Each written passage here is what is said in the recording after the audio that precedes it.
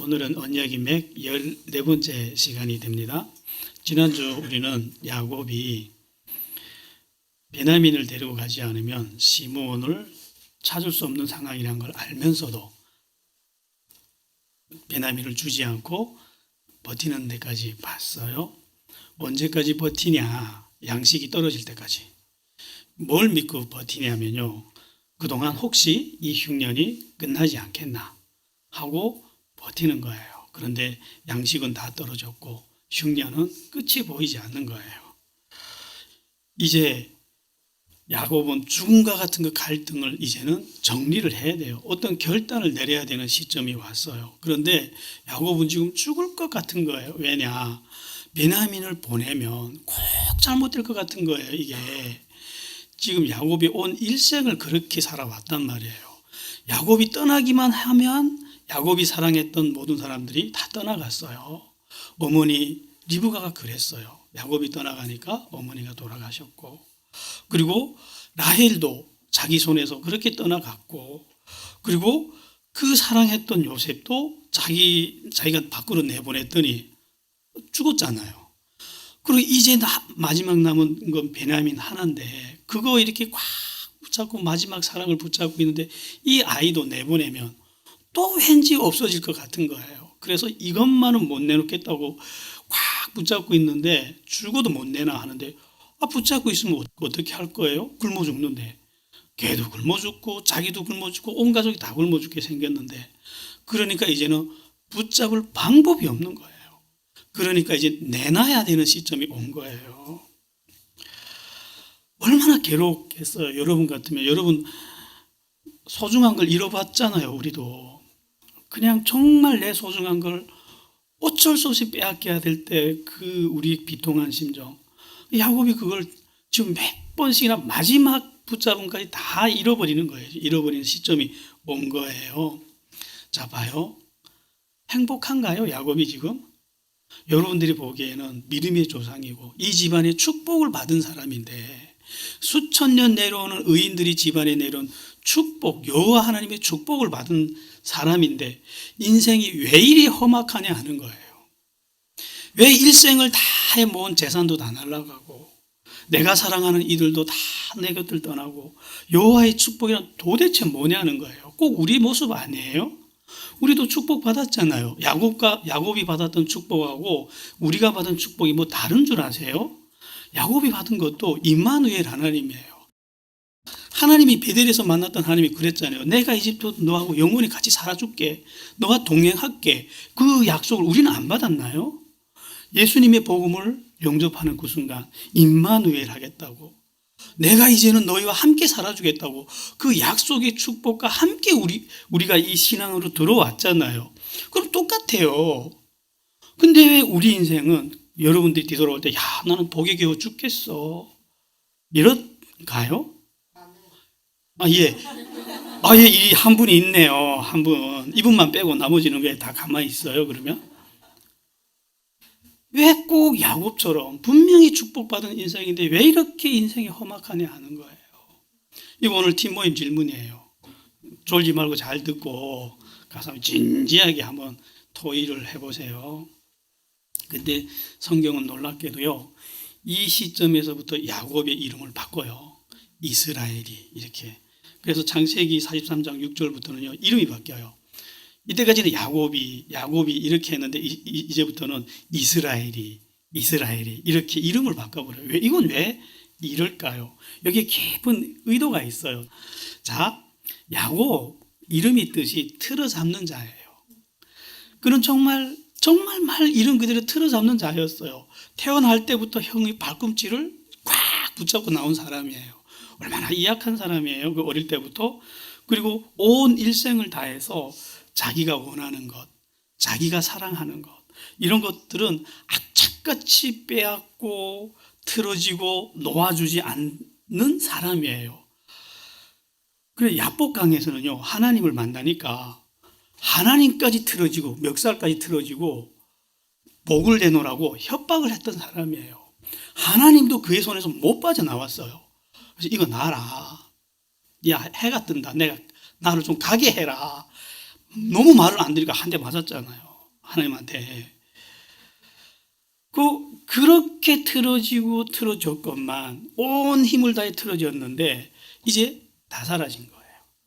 그 사랑했던 라헬도, 요셉도, 그 사랑했던 재산들도 흉년에 깨끗이 날아간 거예요. 목축업자가 흉년하면 다 끝나잖아요. 아무것도 남는 게 없잖아요.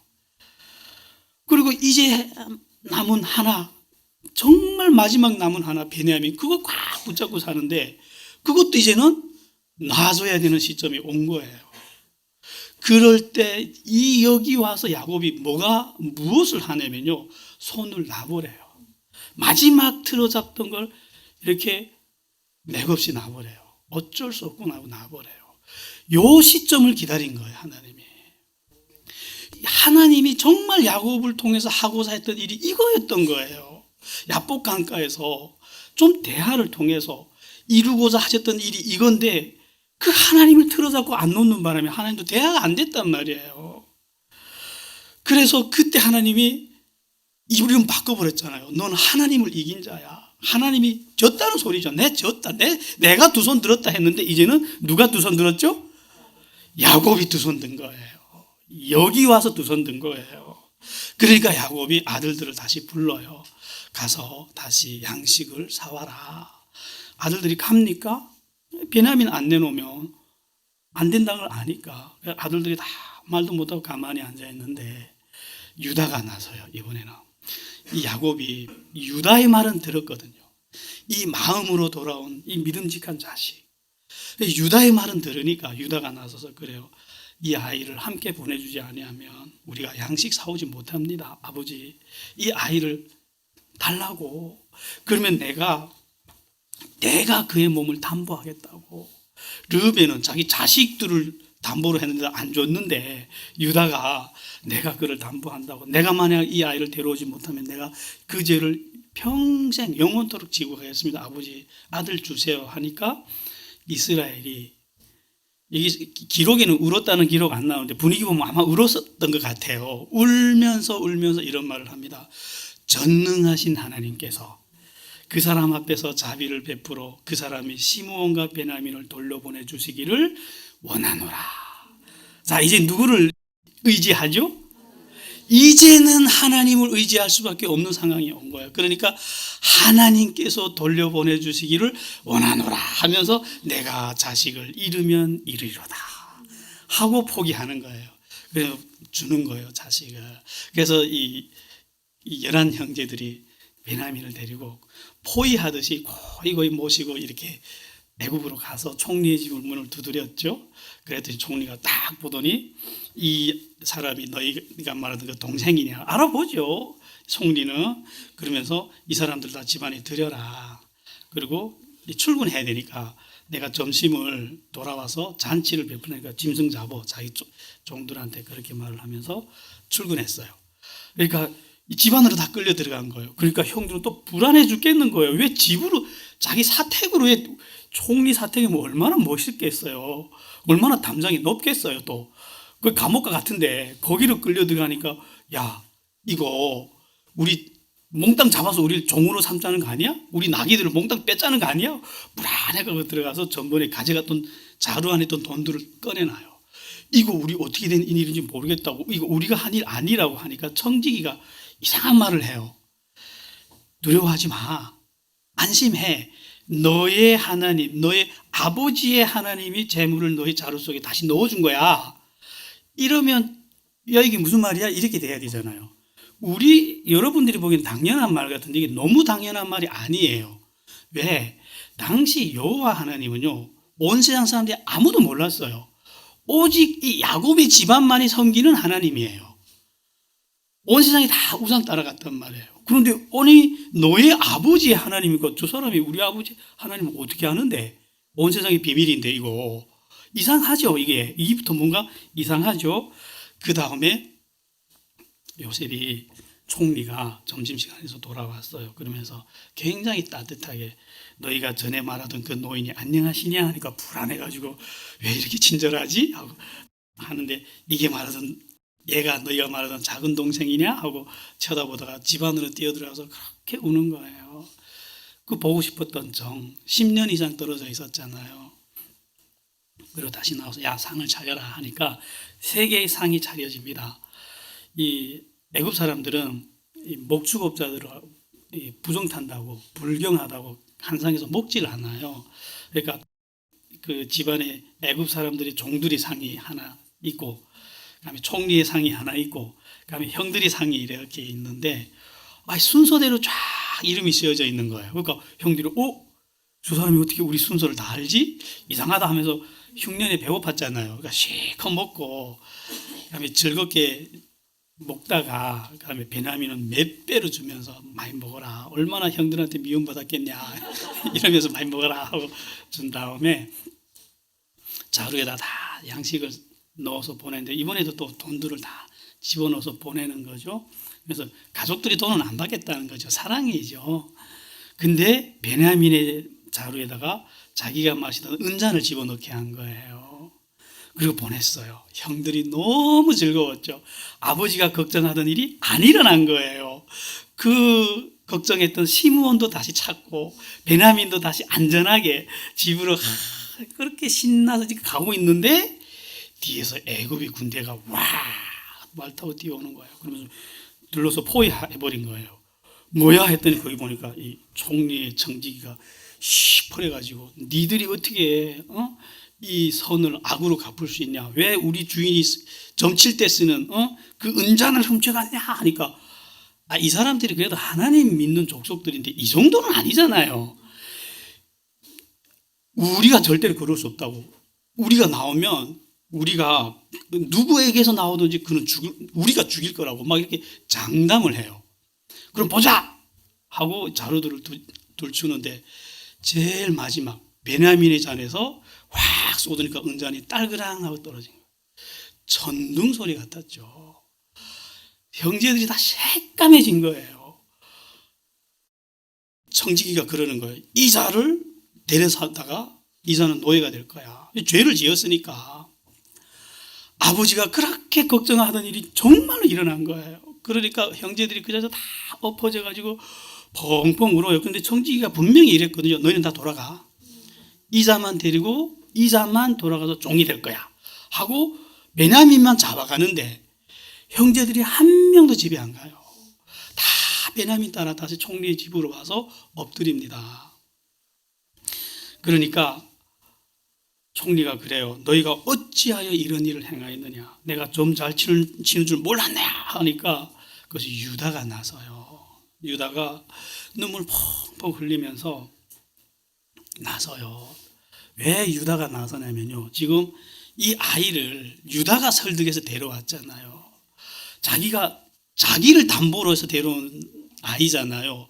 그리고 유다는 이미 아비가 자식을 잃는 아픔이 어떤 것이라는 걸 겪어봤잖아요. 근데 아비한테서 첫 번째 자식도 자기 때문에 없어졌잖아요, 지금. 근데 자기 때문에 또 베냐민도 지금 날아가게 생긴 거예요, 이게.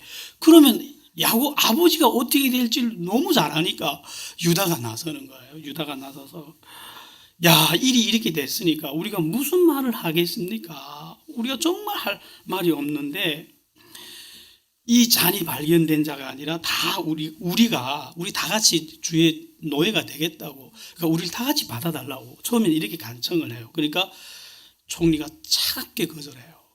아니다. 잔이 발견된 자만 나의 종이 되고 너희는 집에 가라. 너희는 돌아가. 지금 요셉이 왜 이럴까요? 왜 이렇게 못되게 굴까요, 지금? 죽이려고요? 아니죠. 저 못돼 먹은 형들을 알잖아요. 그러니까 이거를 그냥 자기 친동생을 거기다 뒀다가는 이제 저 형들이 자라면서 또 어떤 해코지 할지, 어떻게 또 팔아먹을지 어떻게 합니까? 그러니까 자기가 자기 동생만 쏙 빼가지고 자기가 챙기고 자기가 데리고 살려고, 이놈들 다 쫓아버리고 보기 싫으니까 그러려고 지금 했는데, 형들이 돌아가지 않는 거예요. 자기들을 다 같이 종으로 삼아달라고 이러니까 귀찮은 거예요. 지금 요셉은 자기 계략대로 안 돌아가니까 지금 빨리 가라, 너희들 빨리 집에 가라 이러는데, 유다가 얼굴이 그냥 눈물 범벅이가 돼가지고 나와서 이렇게 빕니다. 유다가 나서거든요, 이 일에. 그러면 이렇게 말을 해요. 주께서 이전에 우리 보고 너에게 형제들이 몇이 있냐 해서 우리에게 아버지가 있고 그 아버지에게 두 아들이 있는데 형은 죽었고 어미가 남은 것은 하나가밖에 없다고 이런 말을 하니까 주께서 그 데려오라 해서 우리가 집에 돌아갔다고 하는데 이렇게 유다가 말을 하는데 거기서 요셉이 쿵 하고 충격받는 거예요. 요셉에게 일생 동안 풀리지 않는 아픔이 하나 있다면 그건 아버지가 왜 나를 찾으러 오지 않았냐. 거기에 대한 아픔이 있었어요, 이 사람이. 근데 유다의 말 속에 뭐가 있냐면 아버지에게 그의 형은 죽었고 이렇게 말을 해요. 그러니까 이놈들이 나를 죽었다고 아버지한테 말을 해버렸네. 그러니까 아버지는 찾으러 올 수 없었다는 걸 이해를 해요. 요셉이 그 자리에서 쿵 하고 그러면서 유다가 또 울면서 이렇게 얘기를 합니다. 우리가 올라가서 아버지한테 가서 주께서 우리에게 시킨 대로 이 아들을 데리고 가겠다고 아버지한테 얘기를 했더니 아버지가 이렇게 말을 했다고. 너희도 알거니와 내 아내가 내게 두 아들을 남겼는데 하나는 밖에 나갔다 짐승한테 찢겨 죽었고 이제 나한테 하나만 남았는데 이 아이까지 나갔다가 만약 죽게 되면 그때는 나는 못 산다. 내가 이 흰머리로 움부러 슬피 울면서 내려갈 거다. 이러면서 이 아이를 줬다고. 그러면서 이 아이의 생명과 아버지의 생명이 하나로 이어졌습니다. 그래서 이 아이를 돌려보내지 않는다면 우리 아버지 죽습니다. 그런데 일은 이렇게 됐으니까 주여 제발 부탁하는데 이 아이 대신 내가 노예가 되면 어떻겠습니까? 하고 자기가 바꾸자 그러는 거예요. 유다가 이래 나와요. 요셉이 거기서 너무너무 충격받는 거예요. 자기를 죽이려고 했던 것도 유다였고 자기를 팔아먹은 것도 유다였잖아요. 정말 악하고 악한 사람이었던 유다 형이 이렇게 나올 줄은 상상을 못한 거예요. 거기서 요셉이 깨달아요. 이게 유다 형이 나를 보냈는 줄 알았는데 그때 자기가 꾼 꿈하고 눈앞에 펼쳐진 현실하고 매칭이 된 거예요. 그러면서 하나님이었구나. 하나님이 우리 조상 아브라함에게 예언을 하셨잖아요. 그 예언에 따라서 우리 집안을 살리려고 또 우리 집안을 이 땅에 데려와서 큰 민족 만들고 인류를 살리는 큰 계획에 따라서 하나님이 나를 보냈구나. 이거 깨닫고 너무 참을 수 없어서 종들 보고 집에서 다 나가라 그래요. 그 종들 다 쫓아내고 그래서 대성통곡합니다. 요셉이. 자, 이거는 사랑입니까 저주입니까? 요셉의 입장에서는 그 걸어왔던 길을 보면 너무 피눈물 나잖아요. 그런데 깨닫고 보니까 이거 저주예요? 이 저주라고 말할 수도 없고 너무 크고 위대하신 하나님의 섭리였고 사랑이었던 거예요. 이게 보이는 거예요. 이게. 그러니까 요셉이 이 설명할 수 없는 깊은 사랑, 이 아픈 사랑, 이걸 어떻게 감당합니까? 사람이 대성통곡하는 거예요. 그러니까 형들은 유다가 또 무슨 말을 잘못했길래 이 총리가 대성통곡하니까 일이 꼬인다. 이제 우리는 어떡하냐? 다 죽었다. 이러고 앉아있는데 요셉이 그래요. 나는 요셉이라. 아버지께서 아직 살아계시나이까. 그러니까 형들이 다들 머리 쳐박고 있다가 뭐야? 이렇게 머리 쳐들고 봤는데 모르겠거든요. 그러니까 요셉이 실제 그래요. 내게로 가까이 오소서. 나는 당신들의 아우 요셉이니 당신들이 애굽의 판자라. 그래서 유다가 가까이 가서 봤더니 진짜 요셉인 거예요. 이제는 살 길이 없어졌어요. 그렇잖아요. 그래가지고 형제들이 다 푹 주저앉아가지고 그래요. 이제 우리 다 죽었다. 하나님이 우리의 죄악을 이렇게 갚으시는구나. 그렇죠. 이제는 살 길이 없잖아요. 저게 이 종이라면. 그런데 요셉이 그래요. 나를 이곳에 판 것으로 인해서 근심하지 마소서. 하나님이 그 큰 구원으로 당신들의 생명을 보존하시려고 당신들이 후손을 이 땅에 두시려고 나를 당신들 앞서 보내셨다고. 그러니까 나를 이리로 보낸 자는 당신들이 아니라 하나님이라고. 거기서 요셉이 이렇게 말을 합니다. 그리고 베냐민 끌어안고 펑펑 울어요. 참. 그래서 너무너무 우니까 이 담장 밖에 쫓겨나갔던 종들도 이 사연을 알잖아요. 저 나쁜 놈들이 우리 주인을 팔아먹어서 이게 왔다는 거, 다 들릴 거잖아요. 담장 밖에 나가면 안 들리나요? 듣고 종들도 펑펑 우는 거예요. 이 기막힌 사연이 전 애굽에 그냥 순식간에 쫙 퍼져버린 거예요. 파라오가 듣고 너무 기가 막혀서 야 데려오라, 나도 얼굴 좀 보자 해서 왕 앞에 끌려갔어요, 형들이. 그러니까 이 파라오가 그러는 거예요. 너희 아비야 너희 가족들을 다 데리고 애굽으로 와라. 파라오는 알잖아요, 아직 이 흉년이 멀리 있다는 거, 끝나려면. 그러면서 애굽의 아름다운 것이 다 너희들의 것이다, 와라. 너희 집에 기구 아끼지 말고 다 버리고 와라. 애굽이 좋은 거 다 줄게 하고 왕이 타는 수레까지 보내요. 너희 아버지를 모시고 오라고. 그러면서 요셉은 또 아버지가 길에서 드실 극진상 음식까지 같이 올려보내요. 정말 빨리, 이제 이러다 보니까 시간이 한참 지난 거예요. 이 애굽에서 좀만 늦으면 굶어 죽을 것 같으니까 빨리 올라가서 아버지 데려오라고. 야곱은 한편, 기다리는 야곱은 얼마나 죽을 것 같겠습니까? 돌아올 시간이 되는데 한참 지나도 안 돌아오니까, 야 글쎄 베냐민을 내보냈더니 또 이래 되는구나 해서 머리가 다 허해져 가지고 길에서 나무처럼 서서 계속 길만 쳐다보고 있는 거예요. 그런데 어느 날 아들들이 돌아온 거예요. 베냐민도 돌아오고 시므온도 돌아오고. 근데 이놈들이 양식을 안 가져왔네. 양식 가져올 일 없죠. 근데 수레들이 이상해요. 근데 아들들이 이런 말을 하는 거예요. 요셉이 살아있다고. 요셉이 살아있는데 애굽의 총리라고. 애굽의 총리가 요셉이라고. 어떻게 믿습니까 이거? 그럼 못 믿으니까 수레를 보여줘요. 보라고. 애굽의 파라오가 타던 수레 아니냐. 이거 애굽 요셉이 아버지 싣고 오라고 보낸 거라고 하니까 수레를 보고 믿어요. 근데 역시 그 사랑하는 사람들이 마음이 이렇더라고요.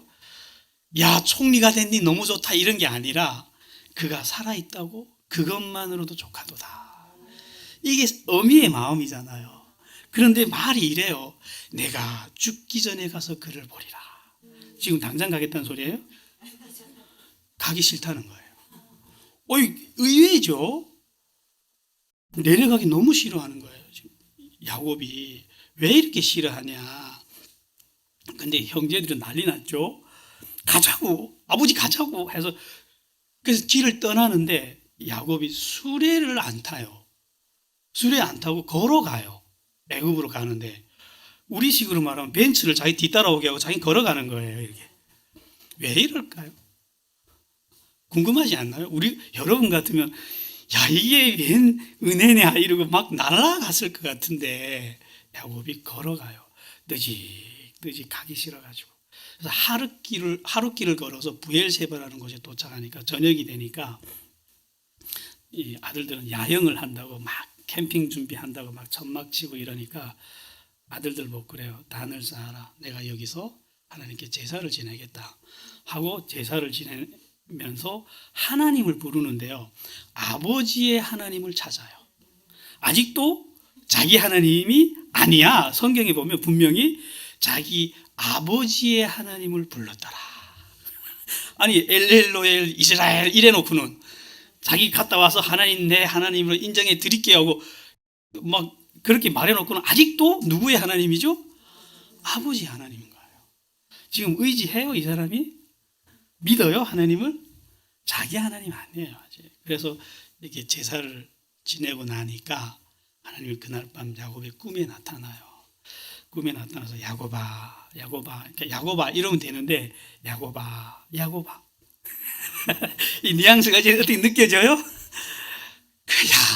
정말 하나님도 한많은 부르심인 거예요 이게. 그러니까 야곱이 제가 여기 있나이다. 말은 잘 듣죠. 이제 하나님이 이런 말씀을 하십니다.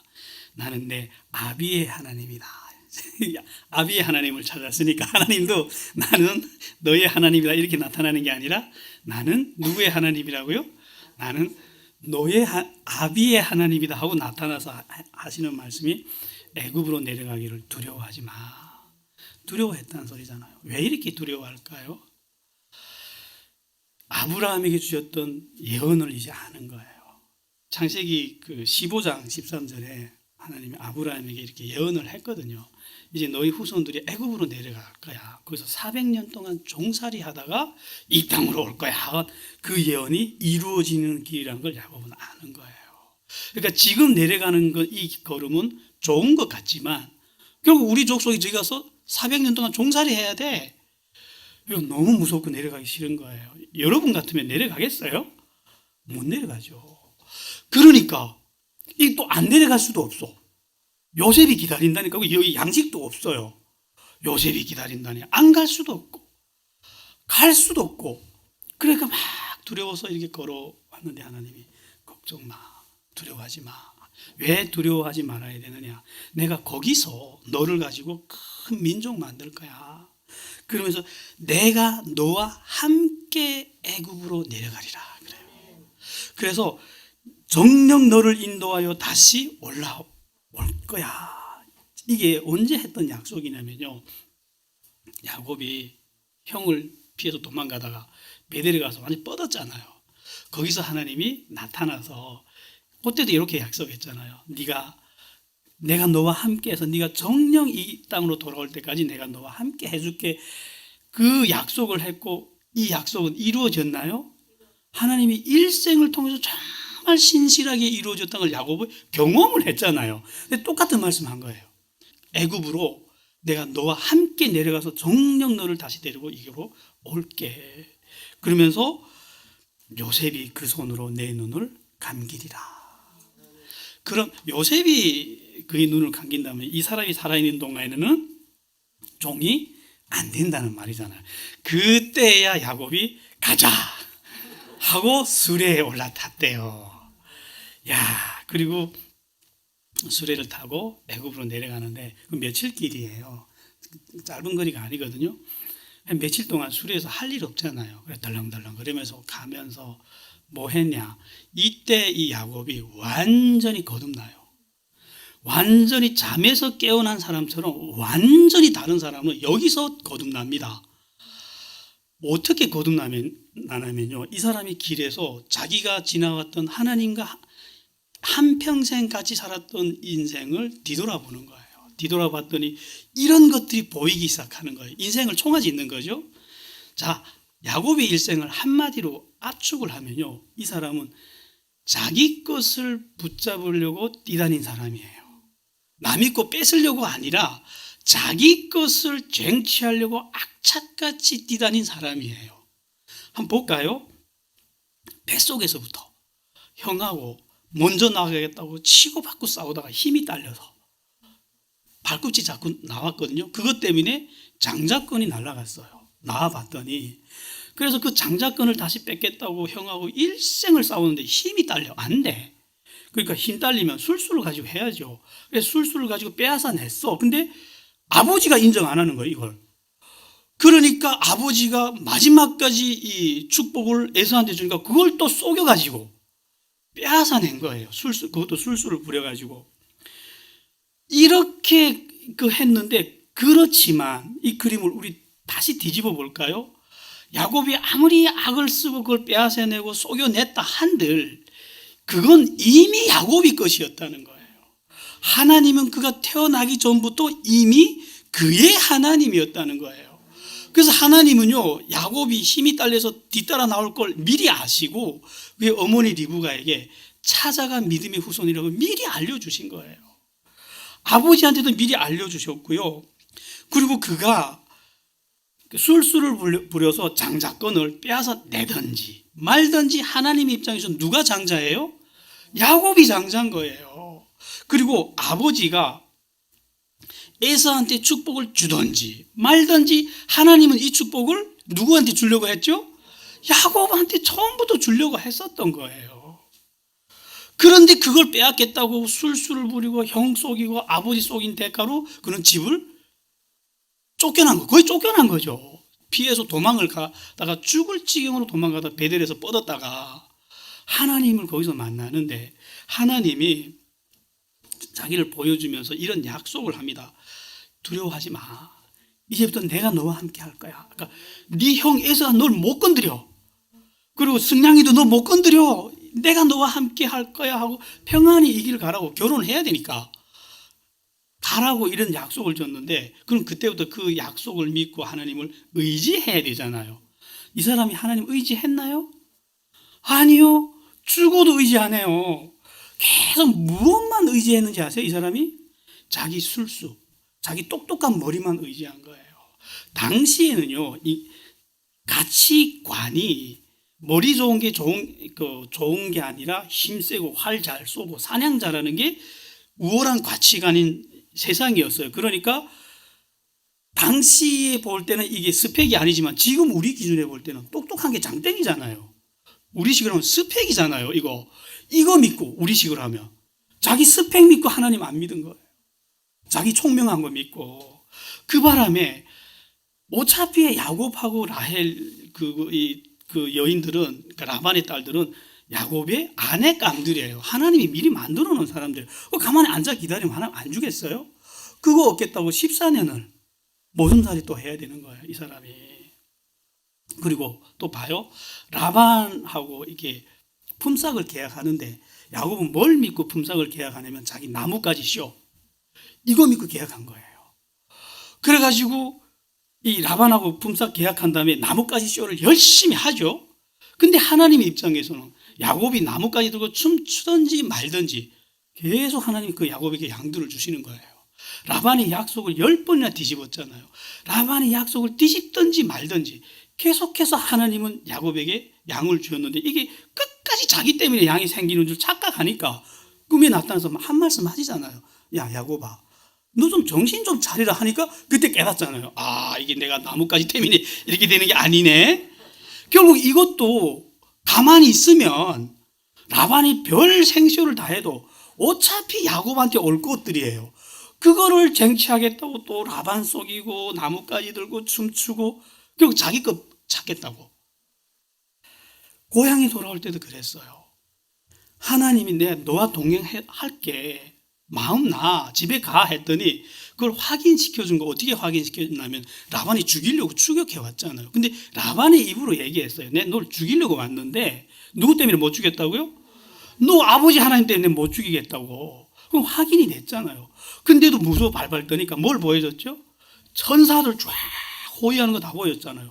지 입으로 야 마하나임 하나님이 군대가 나를 호위한다 이래 놓고도 앞에 에서가 오니까 또 쫄아갖고 또 그 머리 가지고 양떼를 2떼로 나눴다가 아니야 하고 또 3떼로 나눴다가 그래도 안 되겠으니까 야복 강가에서 하나님을 붙잡고 찾기 시작하는 거예요. 근데 그 찾는 태도를 보세요. 나 이제 하나님을 잘 믿어서 내 마음이 평안합니다. 이런 태도로 지금 찾는 거예요. 그만 자고 깨나서 저 애서 좀 방어해달라고 두들겨 깨우는 거예요. 하나님을 지금 잠든 하나님을 두들겨 깨우듯이 그렇게 부르짖는 거예요. 하나님 나 애서 좀 무서워 죽겠다고 저기 와서 나 우리 가족 다 죽일까 하고 어떻게 하라고 하나님이 가라 해서 왔지 않았냐고 막 하니까 하나님이 너무 답답한 거예요. 그래서 말 좀 해보려고 사람으로 오셨단 말이에요. 대화 좀 하려고 그랬더니 그 하나님을 틀어잡는데 대화를 못해요. 싸우느라고. 그리고 하는 말이 복 내놓으라고. 요 하나님 잘 만났으니 요때 복 뜯어내겠다고. 야, 보호해도 안 되고 보여줘도 안 되고 말해줘도 안 되고 어떤 방법도 안 돼요. 지금 안 통해요. 여러분 같으면 어떻게 하겠어요? 자식놈이 이러면. 그래서 하나님 방법을 바꿉니다. 어떻게 바꾸는지 아세요? 이제부터 뜯어가기 시작해요. 하나님이 하나씩 뺏어가기 시작해요. 야곱이 꽉 틀어지고 가장 소중히 하는 거 누구죠? 아내잖아요. 그거를 데려갔어요. 깨달으라고. 네가 틀어잡는다 해서 네 거 되는 거 아니야. 내가 줬기 때문에 네 거고 내가 가져가면 너 이거 틀어 못 줘. 그래 깨달아. 좀 틀어지지 마. 했는데 못 깨닫는 거예요. 그러니까 그 다음에 뭘 가져갔죠? 라헬이 없으니까 그 라헬 대신 요셉을 꽉 틀어주고 하는 거 요셉 데려갔어. 그래도 못 깨달아. 그 다음에 뭘 가져갔죠? 재산. 그가 그렇게 죽고 못 사는 재산을 흉년에 깨끗이 맑게 깨끗하게 가져갔죠. 그러니까 이제 하나 남은 거 베냐민. 그거 이렇게 붙잡고 있는 거 그것도 강짜로 뜯어갔잖아요. 애굽의 총리가 안 내놓으면 죽인다 막 이러니까 어쩔 수 없이 이렇게 그것도 빼앗아 냈잖아요. 그때야 야곱은 자기 손의 능력으로 틀어잡을 수 없다는 걸 깨닫고 손을 놔버렸잖아요. 두 손을 벌리고 하늘에 하나님, 베냐민 내놓고 하나님 쳐다봤잖아요. 이 사람 하나님께서 돌려주시기를 바라나이다 하고 하나님만 쳐다보는 거예요. 이렇게. 그러니까 그때야 그의 눈에 기이한 것들이 보이기 시작한 거예요. 어떤 것들이 보이기 시작했냐면 야곱은 일생을 다해서 눈에 보이는 것들을 붙잡으려고 했던 사람이에요. 그러나 그 모든 것들은 다 허상이었다는 거예요. 재산도, 아내도, 땅도, 아들도 다 그의 손에 머물렀다가 그림자처럼 사라지는 거예요. 그거를 겪었잖아요. 그리고 뭐가 남았죠? 남은 거는 그와 일생 동안 함께 하셨던 하나님만이 남은 거예요. 이거를 보여주시려고 하나님이 그가 돌베개를 베델에서 돌베개를 베고자 할 때 그림으로 어떻게 보여줬냐면요, 하늘이 쫙 갈라진 다음에 그 사라진 하늘 너머로 하나님이 이 땅을 내려다보시는 하나님을 보여준 거예요. 그거가 똑같은 거예요. 그가 눈에 보이는 것들이 다 눈앞에서 사라지고 나니까 그때야 그와 일평생 함께 하셨던 하나님이 보이는 거예요. 이 훈련을 누가 또 했죠? 아브라함이 했잖아요. 아브라함은 무슨 훈련을 했냐면요, 일평생 눈에 보이는 것들을 안 보는 훈련을 했잖아요. 그 일평생 눈에 보이는 것들을 걷어내고 그걸 안 보고 하나님만 바라보기 시작하니까 위대한 아브라함이 됐잖아요. 야곱도 그렇게 된 거예요. 보이는 것들을 다 포기하고 나니까 다 돌아온 거예요. 베냐민도 돌아왔지, 요셉도 돌아왔지. 제사는요, 애굽에 좋은 것들이 다 네 거래요. 뭐 그가 이런 것에 비하면 뭐 넘치게 돌아왔죠. 그 라헬은요, 없어졌나요? 그 나라에 가면 있어요. 그 사랑하는 아내도. 결국 다 놓고 하나님을 바라보고 하나님만 쳐다봤더니 모든 것이 회복된 거예요. 그러고 봤더니 원래부터 자기 거야 다. 이게 무슨 말인지 아세요? 한 인간이, 우리하고 똑같았던 인간이 모든 것을 가지고자 했던 야곱은 일생을 통해서 하나님이 모든 것이라는 걸 배운 거예요. 그렇게 해서 그는 이스라엘이 된 거예요. 이거 수레 타고 가면서 배우는 거예요. 하나님하고. 하나님 또 얼마나 은혜를 주셨겠어요. 눈물 펑펑 흘리면서. 이런 하나님이 보이니까 그때 그의 눈이 열리면서 놀라운 기적이 보여요. 뭐가 보이는지 아세요?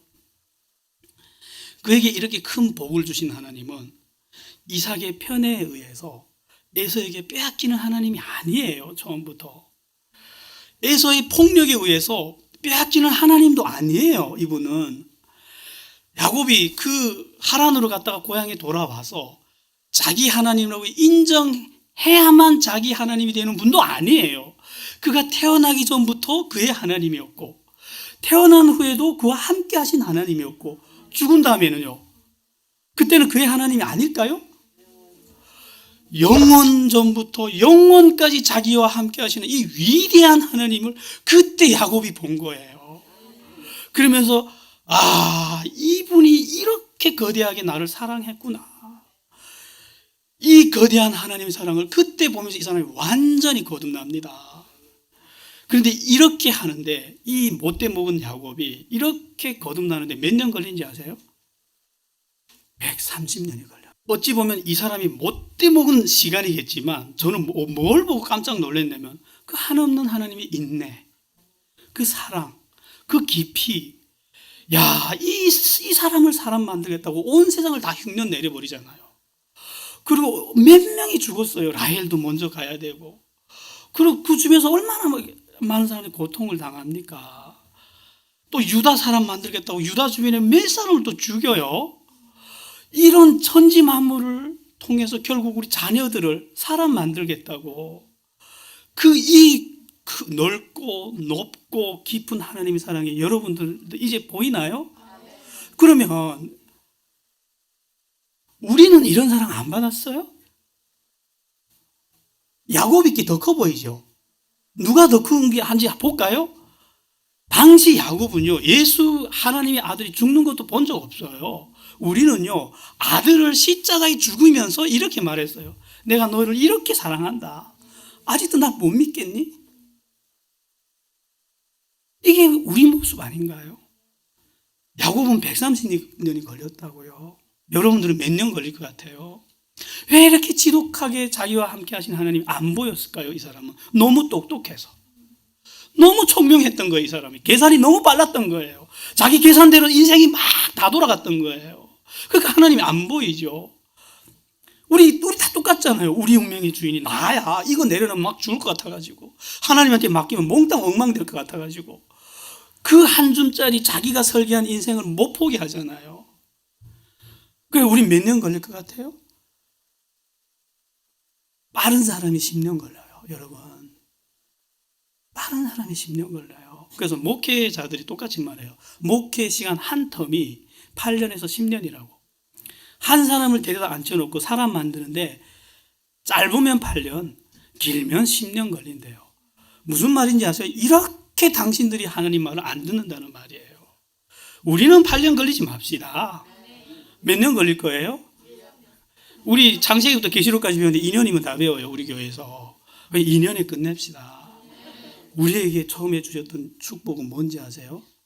하나님의 나라였어요. 내가 천국을 여기 갖다 놓고 너희를 부른다 이랬는데, 그걸 살자고 우리를 불렀습니다. 이제는 우리는 130년 걸리지 말고 2년 안에 끝냅시다. 기도할게요. 하나님, 하나님의 사랑이 어찌 이리 큰지요. 이 못된 우리를 사람 만들겠다고 아드님을 죽이셨고, 한없는 은혜와 사랑으로 지금도 동행하시는 하나님 고맙습니다. 이제 우리는 무릎 꿇고 아버지께 우리 인생을 의탁하겠습니다. 의지하겠습니다. 예수님 이름으로 기도했습니다.